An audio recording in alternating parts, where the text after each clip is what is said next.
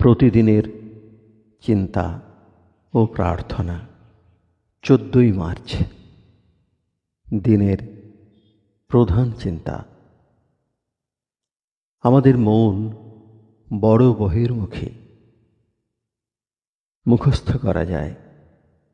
হৃদয় মন্দিরে আমি বসি যাবে একেলা তোমার পাশে, ভাবি যে কত সব কথা। নিভৃত আলয়ে মোর করে না প্রবেশ কোনো কোলাহল, দেয় না গো বাধা কিছু মোর মিলন আবেগে।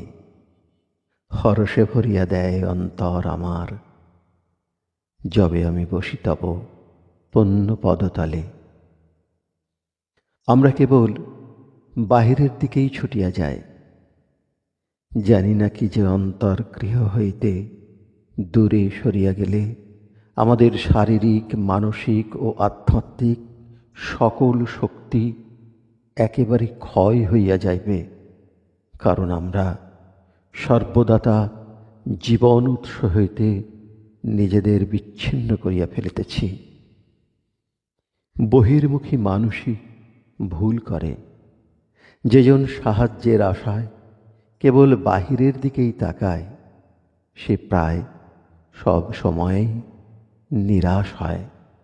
অন্তরতম দেশ হইতে আমরা যথার্থ সহায়তা লাভ করি। অনেক লোকের সঙ্গে একত্র হইয়া আমরা স্বর্গে যাই না। আমাদের মন যখন আধ্যাত্মিকভাবে ভাবময়, তখন আমরা বহুজনের সঙ্গ কামনা করি না। প্রার্থনা।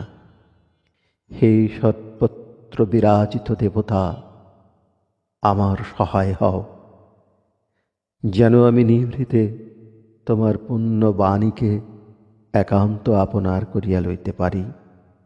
আমার মনকে বহির্মুখী ভাব ও অজ্ঞানতা হইতে মুক্ত করো, যেন আমি অনুপ্রেরণা ও পরিচালনা লাভের জন্য তোমারই দিকে তাকাইয়া থাকি।